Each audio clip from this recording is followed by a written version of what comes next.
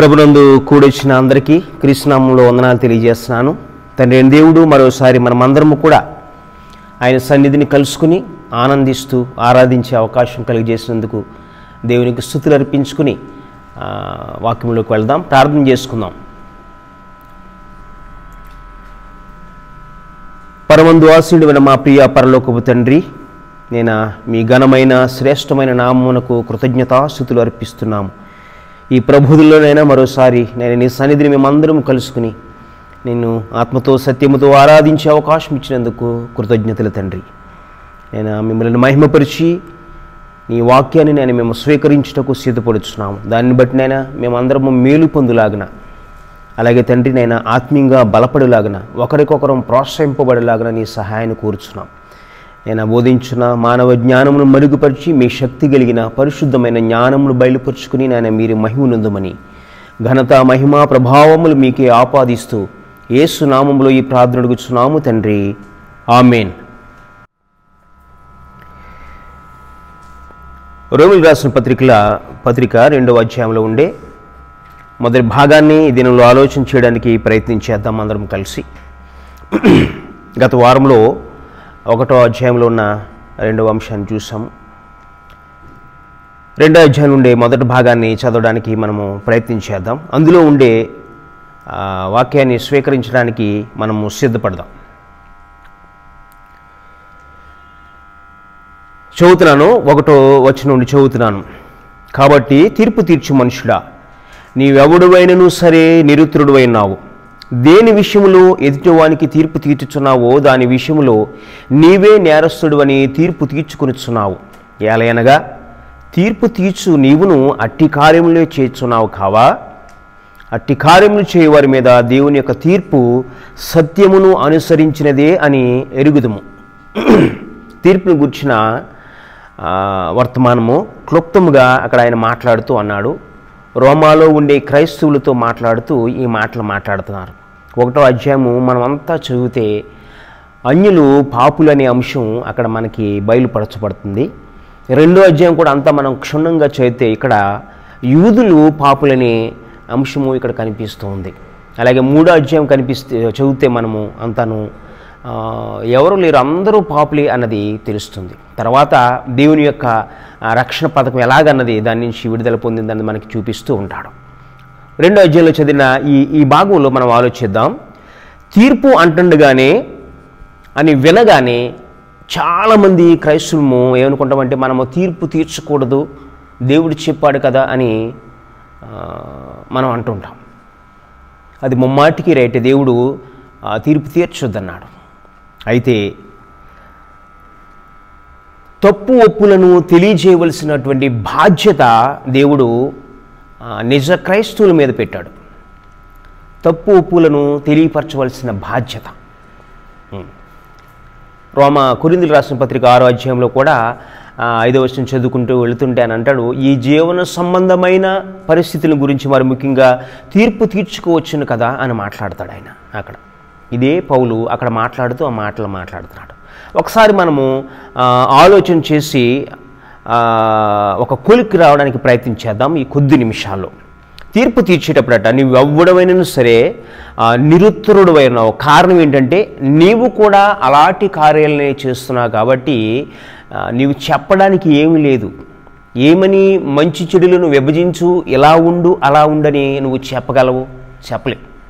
ఒకవేళ నేను అలాగ ఉన్నట్లయితే నేను తీర్పు తీర్చబోయే అంశంలో నాకు సరైన అవగాహన లేకపోతే నేను ఆ తీర్పు తగినట్లుగా నా జీవితం లేకపోతే నేను అనర్హుడిని, నువ్వు అనర్హుడు అని అక్కడ మాట్లాడుతున్నాడు అనమాట. ఎందుకంటే తీర్పు తీర్చు నీవును అట్టి కార్యాలని చేస్తున్నావు కదా అని పౌలు మాట్లాడుచు ఉన్నాడు. ఎలాగ మనము తీర్పు తీర్చుకుంటామో లేక తీర్చుకోవలసి ఉన్నదో వాటిని ఆలోచిద్దాం. సలహాలకి తీర్పులకి సరైన తేడా తెలియక చాలామంది పొరపాటు పడుతూ ఉంటారు. మంచి చెడుల విషయాల్ని తెలియచేసేటప్పుడు ఈయన పెద్ద తీర్పరి లేక ఆమె పెద్ద తీర్పరి అని అంటాడు. అంటే ఈ అవగాహన లోపము వల్ల తీర్పు పైన సరైన అవగాహన లేకోకుండా పోతుంది క్రైస్తవులందరికీ. ఆలోచిద్దాం. కుటుంబ యజమాని ఉన్నాడు, బిడ్డల విషయంలో ఆయనే తీర్పరి, కుటుంబ విషయంలో ఆయనే తీర్పరి. బిడ్డలకి సమస్యలు వస్తే తండ్రే తీర్పరై ఉన్నాడు. కుటుంబాల్లో ఏదైనా సమస్య వస్తే యజమానుడే తీర్పరై ఉన్నాడు. ఎందుకంటే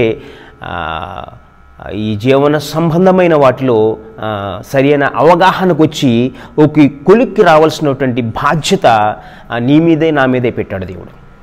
ఫైనల్గా తీర్పు తీర్చడము, శిక్ష విధించడము, లేకపోతే అప్రిషియేట్ చేయడం అనేది అది తండ్రి వశంలో ఉంది. దాని గురించి మాట్లాడే అంశం కాదు ఇక్కడ. అందుకని ఏమంటాడంటే చూడండి ఒకసారి, నువ్వెవ్వరివైనా సరే నిరుత్రుడై ఉన్నావు కాబట్టి, ఎందుకని అంటాడంటే నీవు కూడా అలాంటి పనులు చేస్తున్నావు కాబట్టి నువ్వు తీర్పు తీర్చేటప్పుడు నువ్వు జాగ్రత్త అని మాట్లాడుతున్నాడు. పూర్వకాలానికి మనం ఒకసారి వెళ్ళినట్లయితే సమూయేలు గ్రంథంలో తన బిడ్డల గురించి వాడబడిన మాట ఏంటంటే, 1వ సమూయేలు గ్రంథము 8వ అధ్యాయము 3వ వచనంలో సమూయేలు బిడ్డల గురించి అక్కడ ఉండే ప్రజ మాట్లాడిన మాట ఒకసారి నేను చదువుతున్నాను. 8వ అధ్యాయము 3వ వచనం చదువుతున్నాను. వారి బిడ్డల గురించి, వీరు బెయేర్షెబాలో న్యాయాధిపతులుగా ఉండ్రి. ఎవరట? అబియా, యోవేలు, సమూయేలు యొక్క బిడ్డలు న్యాయాధిపతులుగా ఉండేరి. అతని కుమారులు అతని ప్రవర్తనను అనుసరింపక ధనాపేక్షులై లంచము పుచ్చుకుని న్యాయమును త్రిప్పివేయగా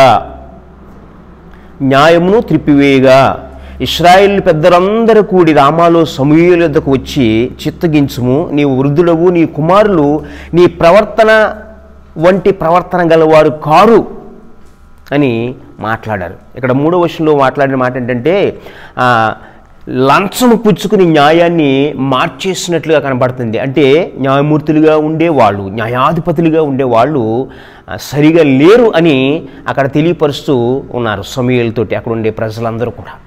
అంటే అక్కడ ఏం జరుగుతుందంటే, వీళ్ళు న్యాయాధిపతులుగా ఉండే వచ్చిన ప్రతి సమస్యని దైవజ్ఞానమును బట్టి పరిష్కరించే వాళ్ళు దేవుడు అదే వారికి ఇచ్చారు. కానీ వాళ్ళైతే అలా చేసినట్లుగా కనిపిస్తుంది. అంటే జీవన సంబంధమైన పరిస్థితుల్ని మనము పరిష్కరించుకునే జ్ఞానము, వివేకము, అవకాశము తండ్రి అయిన దేవుడు భూమి మీద ఉన్నప్పుడు భూమి మీద వాటికి మనకు అనుగ్రహించినాడు. అలాగే కొరింథీయులకు రాసిన పత్రిక 6వ అధ్యాయంలో కూడా కొరింథీయులతో మాట్లాడుతూ అని అంటాడు, అపోస్తలుడైన పౌలే మాట్లాడుతూ ఉన్నాడు. ఏమనంటున్నాడంటే, వ్యాజ్యములు ఉన్నప్పుడు వాళ్ళతో మాట్లాడిన మాట ఏంటంటే, 2వ వచనం, పరిశుద్ధులు లోకమునకు తీర్పు తీర్చుదురని మీరు ఎరుగురా, మీ వలన లోకమునకు తీర్పు జరగవలసి ఉండగా మిక్కిలి అల్పమైన సంగతులను గూర్చి తీర్పు తీర్చుటకు మీకు యోగ్యత లేదా అని మాట్లాడిన మాట. లోకమునకు పరిశుద్ధులు తీర్పు తీర్చాలట, మీకు తెలీదా అని మాట్లాడతారు. అంటే క్రైస్తవుడు లోకానికి తీర్పు తీర్చాలన్నది మీకు తెలీదా అని మాట్లాడుతూ, మిక్కిలి అల్పమైన సంగతులు లోక సంబంధమైనవి తీర్చుకోవడానికి అర్హత లేదా, యోగ్యత లేదా అని మాట్లాడుతున్నాడు. మరొకటి ఏమంటే, మనము దేవదూతలకు తీర్పు తీర్చుదామని మీరు ఎరుగురా, పరిశుద్ధుల లోకానికి తీర్పు తీర్చాలి, దేవదూతలకు తీర్పు తీర్చవలసిందని మీరు ఎరుగురా అని చెప్పి ఈ జీవన సంబంధమైన సంగతుల గురించి మరి ముఖ్యంగా తీర్పు తీర్చుకుని వచ్చును కదా అని మాట్లాడుతున్నాడు. అంటే తీర్పు తీర్చగల నీతిమంతుడు, న్యాయమంతుడు ఉన్నప్పుడు, ప్రభువును పోలి పరిశుద్ధంగా జీవిస్తూ ఉన్నప్పుడు ఆ అంశాల విషయంలో అతను సలహా చెప్పడానికి కానీ, ఖచ్చితంగా దేవుని యొక్క మాటలు తెలియపరిచి ఇది తప్పు, ఇది రైటు అని చెప్పే బాధ్యతని ఒక క్రైస్తవుడు తీసుకోవాలని అక్కడ తెలియపరచబడుతుంది. తీర్పరి దేవుడే, కానీ దేవుని యొక్క తీర్పులు ఆ అంశంలో ఎలాగున్నాయో, ఈ విషయంలో ఎలాగున్నాయో ఖచ్చితంగా తెలియచెప్పవలసిన బాధ్యత ఒక క్రైస్తవుడి మీద ఉంది. అలాగ చెప్పటం లేదు అని అంటే వారిలో ఇంకా ఏదో లోపము ఉందన్నమాట. అందుకని ఇక్కడ ఏమంటాడంటే, మీకు సిగ్గు రావాలని చెప్పుచున్నాను, ఏమి తన సహోదరుల మధ్యన వ్యాజ్యము తీర్చగల బుద్ధిమంతుడు మీలో ఒకడైన లేడా అని మాట్లాడుతున్నాడు. అంటే తీర్పు తీర్చగలిగిన అర్హత కలిగిన వాడు ఒకరు మీలో లేరా? మీలో ఉన్నట్లయితే ఖచ్చితంగా వ్యాజ్యములు గూర్చిన ఆ తీర్పుని మీరు తీర్చి మీరు చక్కబెట్టుకోండి. నీతిగా న్యాయంగా ప్రవర్తించండి అని పౌలు కొరింథీలో ఉన్న వారితోటి మాట్లాడుతున్నాడు అనమాట. అందుకని అన్నాడు, నువ్వు ఎవరైనా సరే నిరుత్రుడవైనావు, నీకు అలాంటి దైవ బుద్ధి కానీ దైవ జ్ఞానము కానీ దీనికి లోబడే స్వభావం కానీ భక్తి గలవాడు కానీ నీతిమంతుడు కానీ న్యాయవంతుడు కానీ ప్రభువును పోలి నడుచుకునేవాడుగా ఒకవేళ నువ్వు ఉన్నట్లయితే, జీవిస్తూ ఉన్నట్లయితే, ఏ అంశంలో అయినా సరే నువ్వు సరైన విధముగా దేవుని యొక్క వర్తమానాన్ని అందించి సరిచేయగలిగిన అర్హత నీకుంది. అది దేవుడు మాట్లాడుతున్నాడు. ఈ అర్హత అనేక మంది క్రైస్తవుల్లో లేక తీర్పు సంగతి మనకెందుకులే, అది దేవునికి సంబంధించింది అని వదిలేస్తారు. ఎస్, ఖచ్చితంగా దేవునికి సంబంధించిందే. కానీ దేవుడు చెప్పిన మాటల్ని ఫలానా విషయంలో మనం తెలియజేయవలసిన బాధ్యత దేవుని యొక్క బిడ్డలదే. ఒక కుటుంబ యజమాని తన బిడ్డల విషయంలో ఎలాగా నీతిగా న్యాయంగా వ్యవహరిస్తూ సలహాలతోటి వాళ్ళని మెప్పిస్తూ ముందుకు తీసుకువెళ్తున్నాడో, అలాగా ఒక కాపరి కూడా దేవుని యొక్క కుటుంబంలో ఉండే సభ్యుల ఎడల లేక బిడ్డల ఎడల అదే ప్రేమతోటి, అదే నీతితోటి, అదే న్యాయంతో నడిపించవలసిన బాధ్యత ఉంది. అది నడిపించడానికి దైవ జ్ఞానము, ప్రభువుల నీతి లాంటి నీతి, న్యాయం లాంటి న్యాయము నాకు ఉన్నట్లయితే, నీకున్నట్లయితే ఖచ్చితంగా మనం అర్హులమై ఉన్నాం. ఏమీ మీకు సిగ్గు లేదా? సిగ్గు రావాలని చెప్పుచున్నాను. మీ కుటుంబంలో న్యాయం తీర్చగలిగిన వాళ్ళు, నీతిగా తీర్చగలిగిన వాళ్ళు, వ్యాజ్యాలను పరిష్కరించగలిగిన వాళ్ళు ఎవరో లేరా? బుద్ధిమంతులు లేడా అన్నాడు. అంటే అలాంటి బుద్ధి జ్ఞానములు దేవుని యొక్క బిడ్డలకి ఉండాలన్నమాట. దేవుని యొక్క బిడ్డలకి ఉండాలి. అలాంటిది లేనప్పుడు మనము ఖచ్చితంగా తెగేసి దేవుని యొక్క వాక్యం చెప్పడానికి మనం భయపడతాం, లేక సిగ్గుపడతాం, మనకెందుకులని వదిలేస్తుంటాం. కానే కాదు. అందుకని ఇక్కడ అంటున్నాడు అనమాట, నువ్వు అలాంటి కార్యాలను చేస్తున్నావు కాబట్టి జాగ్రత్త. నువ్వు చేయని ఎడల, నీకు ఆ అనీతి అంటని ఎడల నువ్వు ఖచ్చితంగా చెప్పవలసిన వాడు. ఒక ఉదాహరణ చెప్తాను. ఒక సిగరెట్ కాల్చే బిడ్డని ఓ మాస్టర్ గారి దగ్గర, స్కూల్లో మాస్టర్ గారి దగ్గరికి తీసుకొచ్చారట. తీసుకొచ్చి ఆమె చెప్తుంది, అయ్యా చూడండి వీడు సిగరెట్లు తాగుతున్నాడు, సిగరెట్లు కాచడం వల్ల ఆరోగ్యం పాడైపోతుందని మీరు చెప్పండి అనేసి ఆ టీచర్ గారి దగ్గరికి ఆమె తీసుకొచ్చారట. తీసుకొచ్చినప్పుడు ఆ టీచర్ గారు అన్నారట, అమ్మా నేను నీ బిడ్డకి ఇగో ఈ నీతిని ఈ సిగరెట్ల విషయంలో నీతిని తెలియపరచడానికి నేను అనర్హుణ్ణి అని చెప్పాడంట. అయ్యా మీరే కదా బిడ్డల్ని తీర్చిదిద్దుతున్నవారు, మీరు అనర్హులేంటి? వాళ్ళకి చెప్పవలసిన బాధ్యత మీరే కదా. అమ్మా నేను పాఠాలు చెప్తున్నాను, పుస్తకాల నుంచి పాఠాలు చెప్తున్నాను రైటే, కానీ నేను కూడా ఇదిగో సిగరెట్లు తాగుతాను కాబట్టి నువ్వు సిగరెట్లు మానే అని నీ కుమారుడికి నేను చెప్పలేను అని ఆ టీచర్ గారు చెప్పారట. అంటే టీచర్ గారు ఆలోచించింది ఏంటంటే, నేను అతనికి నీతి చెప్పడానికి అనర్హుణ్ణి. కారణం ఏంటంటే నేను కూడా వాడు చేసే పని చేస్తాను కాబట్టి కాదు అని నేను ఎలా చెప్పగలను? నేను చెప్పలేను అని అతడు మానేసి కొంతకాలానికి, అరే నేను మానేశాను, ఆరోగ్యంగా ఉన్నాను, నువ్వు మానేరని ఆ బిడ్డడికి చెప్పిన సందర్భం నేను ఒకసారి చదివాను. కాబట్టి అంటే చూడండి, తీర్పు తీర్చే విషయంలో ఒకవేళ మనలో లోపం ఉన్నట్లయితే మనము చేయలేం. కాబట్టి నీవు ఎవడమైనా సరే నిరుత్రుడవై ఉన్నావు. మత్తయి సువార్తలో యేసు ప్రభువు వారు కొండ మీద ప్రసంగంలో 7వ అధ్యాయం మత్తయి సువార్తలో ఆయన కూడా మాట్లాడుతూ అంటాడు. 7వ అధ్యాయం 1 నుంచి చదువుతున్నాను చూడండి. మీరు తీర్పు తీర్చకుడి, అప్పుడు మిమ్మల్ని గూర్చి తీర్పు తీర్చబడదు. మీరు తీర్పు చొప్పుననే మిమ్మల్ని గూర్చి తీర్చబడను. మీరు తీర్చొద్దు అంటున్నారు. మళ్ళీ ఇక్కడ ఇంకేమన్నాడంటే, మీరు తీర్పు చొప్పుననే మిమ్మల్ని గూర్చి తీర్పు తీర్చబడను, మీరు కొలత చొప్పుననే మీకు కొలవబడును అని మాట్లాడుతున్నాడు. ఇక్కడ కూడా తీర్పు తీర్చొద్దు అని చెప్తూ, ఒకవేళ తీరిస్తే మీరు ఎలాగైతే తీరుస్తున్నారో అలాగే తీర్చబడుతుంది.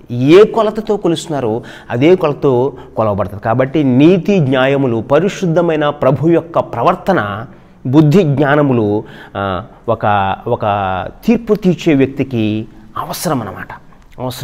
అందుకనే దేవుడు ఏం చేశాడంటే, సంఘాన్ని ఏలుటకు ప్రభువులాగా జీవించే పెద్దలని ఏర్పాటు చేశారు. వారు సమస్తాన్ని కూడా సంఘంలో వాళ్ళు చక్కబెడుతూ ఉన్నారన్నమాట. నీతిగా జీవిస్తూ ప్రభువులాగా వారు జీవిస్తూ ప్రభువులాగా సలహారిస్తూ ప్రభువులాగా వారు జీవిస్తూ వాళ్ళకి నేర్పిస్తూ ఉన్నారు. అది యేసుప్రభు వారు వాళ్ళతో మాట్లాడుతూ అన్నారు అని చెప్పి మరొక అంటే మీరు నీ కంటిలోనున్న దూలం ఎంచక నీ సహోదరుని కంటిలోనున్న నలుచును చూచుటే ఎలా, నీ కంటిలో దూలం ఉండగా నీ సహోదరుని చూచి నీ కంటిలోనున్న నలుచును తీసివేయమని చెప్పనేలా అని మాట్లాడుతున్నాడు. అదే సేమ్ ఇదే అంశాన్ని ఆయన అక్కడ కూడా మాట్లాడుతూ ఉన్నాడు. అంటే నీవు 100% నీతి న్యాయములు అనుసరించేవాడు అయితే, లేక దేవుని జ్ఞానం కలిగి జీవించేవాడు అయితే ఖచ్చితంగా ఒక కుటుంబానికి కానీ ఇద్దరు వ్యక్తులకు కానీ లేక సమాజంలో కానీ ఖచ్చితంగా దైవ యొక్క సందేశాన్ని నువ్వు వెల్లడిపరచడానికి, నిర్ణయాన్ని వెల్లడిపరచడానికి అర్హుడివై ఉంటావు. ఒకవేళ కాని పక్షంలో నీ మనస్సాక్షిని గద్దిస్తుంది కాబట్టి నువ్వు చెప్పలేవు, ఎన్నటికీ చెప్పలేవు.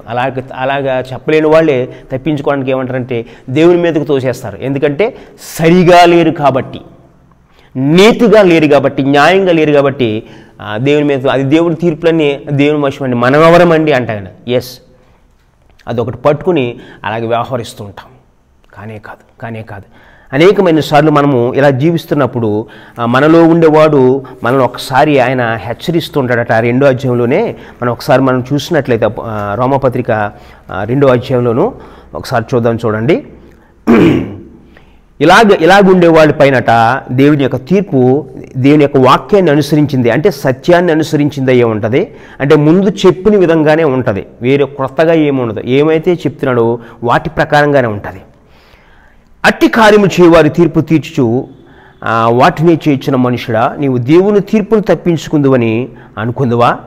లేదా దేవుని అనుగ్రహము మారు మనస్సు పొందుటకు నిన్ను ప్రేరేపించుచున్నదని ఎరుగక ఆయన అనుగ్రహ ఐశ్వర్యమును సహనమును దీర్ఘశాంతమును తృణీకరించుదువా? నీ కాఠిన్యమును మార్పు పొందని నీ హృదయమును అనుసరించి ఉగ్రత దినమందు, అనగా దేవుని న్యాయమైన తీర్పు బయలుపరచబడు దినమందు నీకు నీవే ఉగ్రతను సమకూర్చుకొనిచున్నావు అని మాట్లాడుతున్నాడు. అనేకమైన సందర్భాలలో ఒకవేళ నీ ముందుకు కానీ ఏదైనా సమస్య వచ్చినప్పుడు గనక నువ్వు తీర్చలేని పరిస్థితుల్లో ఉన్నప్పుడు, నీతి కలిగిన న్యాయ కలిగిన సలహా ఇవ్వలేని పరిస్థితిలో నేను ఉన్నప్పుడు, లేకపోతే దైవవాక్యం ఇలా చెప్తుందని చెప్పలేని స్థితిలో మనం ఉన్నప్పుడు అనేకమైన సార్లు నీ మనస్సాక్షి నిన్ను గద్దిస్తూ ఉంటుంది. నీ కాఠిన్యమును మార్పు నొందని నీ హృదయమును అనుసరించి దేవుని యొక్క ఉగ్రతకి నువ్వు పాత్రుడు అయిపోతున్నావు, జాగ్రత్త అని మనస్సాక్షి నిన్ను గద్దిస్తూ ఉంటాడట. అక్కడ చెప్పింది అదే, దేవుని అనుగ్రహము మారు మనస్సు పొందుటకు నిన్ను ప్రేరేపించుచున్నదని ఎరుగక. దేవుని అనుగ్రహం మారు మనసు పొందును అనేసి ప్రేరేపిస్తుంటే దాన్ని నువ్వు ఎరక్కోకుండా ఆయన అనుగ్రహ ఐశ్వర్యమును సహనమును దీర్ఘశాంతమును తృణీకరిస్తున్నావు. జాగ్రత్త. అనేకమైన సార్లు మనస్సాక్షి గద్దిస్తున్నప్పుడు, నిన్ను చిచ్చి అంటున్నప్పుడు, లేక నువ్వు మంచి పని చేస్తున్నా ముందుకెళ్ళని ప్రోత్సహిస్తున్నప్పుడు అనేకమైన సార్లు మనం తొక్కు పట్టేసి మన ఇష్టాలు నెరవేర్చుకున్న సందర్భాలు అనేకమైన ఉన్నాయి. సహోదరుడా, సహోదరి, రక్షింపబడిన నాటి నుండి కూడా దేవుడు అనుగ్రహించే మనసాక్షి మనలో పనిచేస్తూ ఉంటాడు. అంటే పరిశుద్ధాత్మ మనలో నడిపిస్తూ ఉంటాడు. ఎప్పుడైతే ఆయనను మనం ప్రక్కకు నెట్టేస్తున్నామో హృదయం కఠినమైపోద్ది అని అలాంటి సమయంలో దేవుడు తన అనుగ్రహ ఐశ్వర్యము నిన్ను గద్దిస్తాడు. ఒకసారి జాగ్రత్త అని హృదయంలో నిన్ను రేపినప్పుడు హృదయాన్ని కఠినపరుచుకుంటే దేవుని న్యాయమైన తీర్పుకి, ఆయన ఉగ్రతకి నువ్వు గురైపోతావు, జాగ్రత్త అని ఆయన హెచ్చరిస్తూ ఉన్నాడు. పైన తీర్పుని గురించి మాట్లాడుతూ నువ్వు మారు మనసు పొంది నువ్వు సిద్ధంగా ఉండు దైవ సందేశాన్ని అంగీకరించి నీ మనసులో అని ఆయన మాట్లాడుతున్నాడు. మూడో విషయంగాను క్రిందికి వెళ్ళిన తర్వాత మరొక ఏమని మాట్లాడుతున్నాడంటే ఆయన సింపుల్గా తెలియచేస్తున్నాడు తీర్పుని. ఏమన్నాడు చూడండి, 7వ వచనంలో, సత్క్రియలోపుగా చేయొచ్చు, మహిమను ఘనతను అక్షయతను వెతుకోవానికి నిత్యజీవం. అదే తీర్పు, దేవుడిచ్చే తీర్పు. చాలా సింపుల్గా మనం అర్థం చేసుకోవచ్చు. నువ్వు సత్క్రియలోపిగా చేస్తే మహిమ ఘనత అక్షత వెతువారికి నిత్యజీవం దొరుకుతుంది అన్నాడు. అంటే మంచి పనులు నువ్వు చేస్తే, దేవుడు అంగీకరించే పనులు చేస్తే నిత్యజీవం నీకు దొరుకుతుంది. అంటే దేవుడు అంగీకరించే పనులంటే యేసు ప్రభు చేసినట్టు పనులు అన్నమాట. ఇతరులను ప్రేమించటం అనేది, తన్ను వలె నిన్ను వలె నీ పొరుగువాన్ని ప్రేమించడం అనేది మనం చేయగలిగితే మనకు నిత్యజీవం ఉండదట. నిత్యజీవం ఉంటుంది. అదే మాటను ఆయన మరణములో నుండి జీవంలోకి దాటి ఉన్నాడు తన సహోదరుని ప్రేమించేవాడని యోహాను సువార్తలో చెప్తూ ఉన్నాడు. ఇక్కడ కూడా సత్క్రియను ఓపికగా చేయుచు మహిమను ఘనతను అక్షతను వెతుకు వారికి నిత్య జీవమును ఇచ్చును అని మాట్లాడుతున్నాడు. అయితే మరొకరి గురించి అయితే భేదములు పుట్టించి సత్యములకు లోబడక దుర్నీతికి లోబడి వారికి దేవుని ఉగ్రతయు రౌద్రమును వచ్చును. దుష్కార్యం చేయ ప్రతి మనిషిని ఆత్మకు మొదట యూదునికి గ్రీసు దేశానికి కూడా శ్రమ వ్యాధిని కలిగినని రెండో భాగాన్ని మాట్లాడుతున్నాడు. ఎంత సింపుల్, చాలా మనకు అర్థమయ్యే రీతిలో చాలా తేలికగాను సులువుగాను చెప్పబడ్డదనమాట. అంటే నిత్య జీవం పొందేవాళ్ళు, నిత్య నరకాన్ని పొందేవాళ్ళు, అంతే దేవుని యొక్క తీర్పు. అందులో మొత్తం దేవుడు అనుగ్రహించిన మొత్తం ధర్మశాస్త్రం అంతా అందులో ఉంది. యేసు ప్రభువారు చెప్పిన క్రొత్త నిబంధన అంతా కూడా అందులోనే ఉంది. అంటే అంత సులువుగా మనకు అర్థమయ్యేటట్లుగా ఆయన తెలియజేస్తున్నాడు. మరొకసారి జ్ఞాపకం చేస్తున్నాను, సత్క్రియను ఓపికగా చెయ్యి, నీకు ఘనత, నీకు అక్షయత దేవుడు అనుగ్రహిస్తాడు నిత్య జీవనం. అయితే అది కాకుండా ఉంటే మాత్రం, భేదను పుట్టిస్తే మాత్రం, సత్యానికి లోబడకుండా ఉంటే మాత్రం దేవుని ఉగ్రత వస్తుంది. జాగ్రత్త అని తెలియజేస్తున్నాడు. కాబట్టి మనము దేనికి లోబడి వారమై ఉన్నాము ఒకసారి ఆలోచిద్దాం. ఆలోచించి నిర్ణయం తీసుకోవాలి. భయపడుతున్నావంటే, మొహమాట పడుతున్నావంటే, ఇంకా ఎక్కడో ఏదో నాలో లోపం ఉంది, ఒకసారి సరి చేసుకోవాలి. ఇతరులకు నీతి న్యాయమును తెలియపరచలేక ఇంకా వెనక అడుగు వేస్తున్నావంటే నువ్వు నీతిగా లేవని అర్థం. దేవుడు తెలియజేస్తున్నాడు. మనం కొరింథీ రాసిన పత్రికలో ఇప్పుడు చూసాం, 6వ అధ్యాయంలో లోకానికి తీర్పు తీరుస్తారు మీరు అని ఆయన అంటున్నాడు, దేవదూతలకు తీర్పు తీరుస్తారు మీరు అని అంటున్నారు. అని చెప్తూ ఈ జీవన సంబంధమైన వాటి గురించి మీరు తీర్చుకోలేరా? అంటే సరి చేసుకోలేరా? ఒకరికొకరికి నచ్చ చెప్పుకోలేరా? ఒకరినొకరు ప్రేమించి మార్గంలోకి మీరు తీసుకురాలేరా అని ఆయన మాట్లాడతాడు. ఒక్కసారి మనం వీటిని సరి చేసుకున్నట్లయితే, వీటిని సరి చేసుకుంటూ మనము ముందుకు వెళ్తున్నట్లయితే కనుక నీతిగాను న్యాయంగాను దేవుని యొక్క వాక్యాన్ని మనం నెరవేర్చేవారం అవుతాం. ఒకవేళ లేకపోతే నెరవేర్చిన వారం అవుతాము, వేషధారుల వలె మనం మిగిలిపోతాం. అందుకని యేసు ప్రభు వారి తీర్పుని గురించి మాట్లాడితే 7వ అధ్యాయం మత్తయి సువార్తలో అంటున్నాడు, ఇదిగో నీ కంటిలో ఉన్న దూలాన్ని ముందు నువ్వు తీసేసుకో, నీ సహోదరుని యొక్క కంటిలో ఉన్న నలుచు నీకు తేటగా కనపడతాయి. ఒకవేళ అలా కాకోకుండా ముందే నీలో దూరం ఉంచుకుని ముందే నీ సహోదరుని యొక్క కంటిలో నలుచుని వెతడానికి ప్రయత్నం చేస్తే నువ్వు వేషధారు అవుతావు, జాగ్రత్త అని అంటున్నాడు. వేషధారి మొదట నీ కంటిలో ఉన్న దూలను తీసుకో, అప్పుడు నీ సహోదరుని యొక్క కంటిలో ఉన్న నలుసు నీకు తేటగా కనిపిస్తుంది అని ఆయన మాట్లాడుతున్నాడు. మనం సాధారణంగా ఏం చేస్తూ ఉంటామంటే ఎదుటివాని యొక్క తప్పులు ఎంచడానికి ప్రయత్నం చేస్తాం. ఇది ఇలాగా అని మనం చెప్పేస్తాం, మనం డిసైడ్ చేస్తాము, మన మనసులో ఒక అంగీకారానికి వచ్చేస్తాము. అంటే మనం తీర్పు తీర్చేసుకున్నాం, అసలు ఆ వ్యక్తి ఇలాగా ఆమెలాగా తీర్చేసుకున్నాం. కానీ పైకి మాట్లాడేటప్పుడు చెప్తాను మీరు తీర్పు తీర్చుకోని మాట్లాడతాం. కానేది కాదు. అలాంటి మనస్తత్వం ఉంటే నువ్వు అనార్హుడు అయినావు.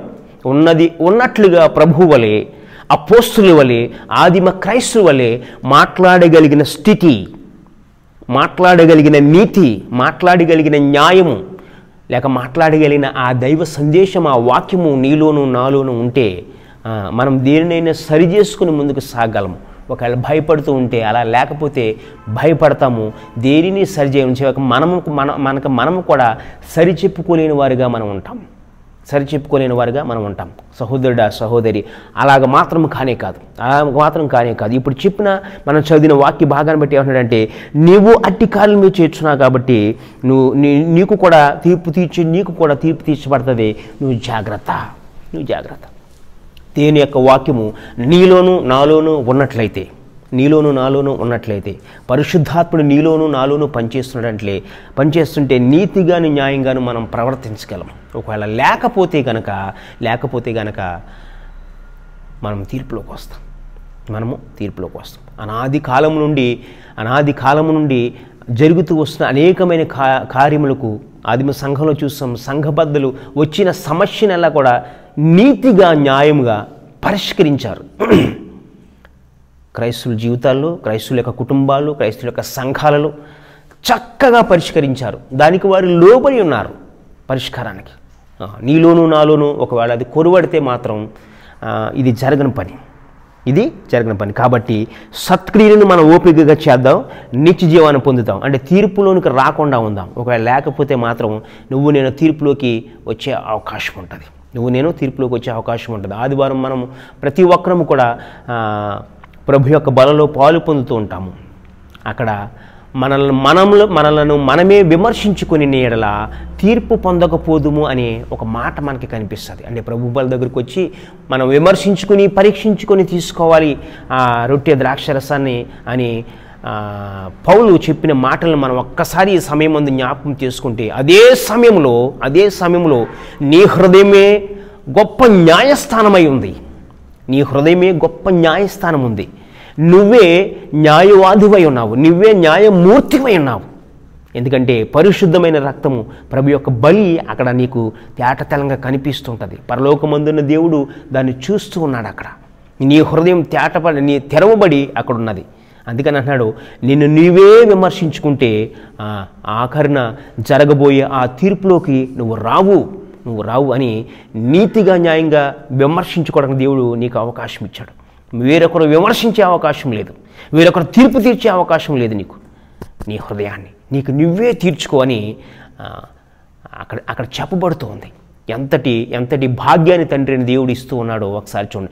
అక్కడ గనక మనము నిజంగా 100% మనల్ని నిజంగా విమర్శించుకుని మనము అందులోంచి బయటకు వచ్చినట్లయితే ఎంతో తేలికగా ఉంటుంది.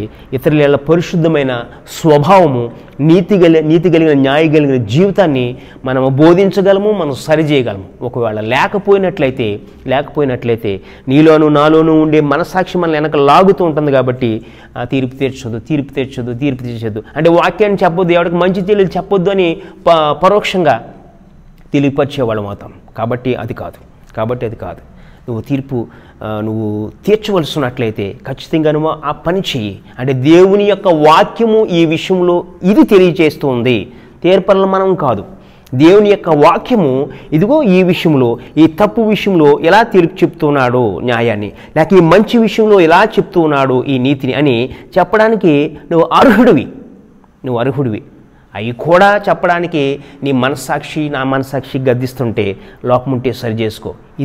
ఇదే అనుకూలమైన సమయము, ఇదే రక్షణ దినమని దేవుడు తెలియపరుస్తున్నాడు. సరి చేసుకున్నట్లయితే తండ్రి అయిన దేవుడు నిన్ను నన్ను హెచ్చిస్తాడు.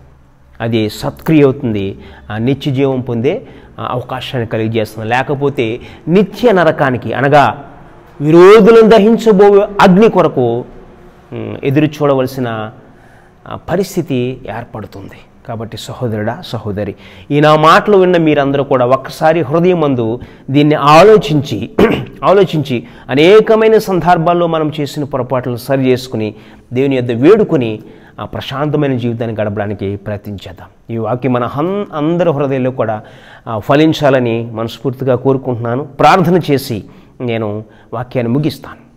ప్రార్థించుకుందాం. ప్రేమ స్వరూపమైన మా తండ్రి, దయగలిగిన దేవా, నీకే వందనాలు, కృతజ్ఞతాస్తుతులు అర్పిస్తున్నాము. మీ మహాప్రేమ నైనా మమ్మల్ని రక్షించి నీ సన్నిధిని నైనా మీ బిడ్డలుగా నిలువబెట్టి మిమ్మల్ని ఆత్మతో సత్యముతో ఆరాధించే అవకాశం ఇచ్చింది తండ్రి. సజీవులుగా మమ్మల్ని ఉంచినైనా ఈ సందర్భాన్ని మీరు మహిమనందుచున్నందుకు కృతజ్ఞతలు. వినిపింపజేసిన వాక్యముని బట్టి వందనాలు నైనా. మమ్మల్ని మేము విమర్శించుకుంటే తీర్పులకు రామని వాక్యం ద్వారా మాకు తెలియపరిచినాం. అనేకమైన సార్లు నాలోనూ ఉండే దుర్గుణాలను బట్టి సరైన సమాధానమునైనా మేము చెప్పలేక, పరిష్కారాలను నేను బయటికి వెల్లడిపరచలేక నీ వాక్యాన్ని కూడా నైనా మేము తొక్కుపట్టిన వారమే. నైనా మీ వాక్యం వెల్లడిపరిచే నీతి న్యాయాలనైనా తెలియజెప్పమని వాక్యం ద్వారా మమ్మల్ని గద్దిస్తున్నందుకు నేను మీకు స్తుతులు అర్పిస్తున్నాం. విన్న వాక్యం మా హృదయంలో ఫలింపు చేయండి. నేను అందరి కుటుంబాలను మీరు ఆశీర్వదించి, ఎంతమంది అయితే నేను వాక్యాన్ని వింటూ ఉన్నారు, వాక్యాన్ని చూస్తూ ఉన్నారు, అందరిపైన నేను మీ దీవుని ఉంచమని, నేను దీనికి సహకరించుతున్న అందరిపైన నేను మీ కృపా ఆశీర్వాదాల నుంచి నేను మీరే మహిమనొందమని, ఘనత మహిమ ప్రభావాలను నేను మీకే ఆపాదిస్తూ మా ప్రభు మా రక్షకుడు త్వరలో రాని ఉన్న యేసు నామములో ఈ ప్రార్థన అడుగుచున్నాము తండ్రి. ఆమేన్. అందరికీ వందనాలు తెలియజేస్తూ ముగిస్తున్నాను. వందనాలు.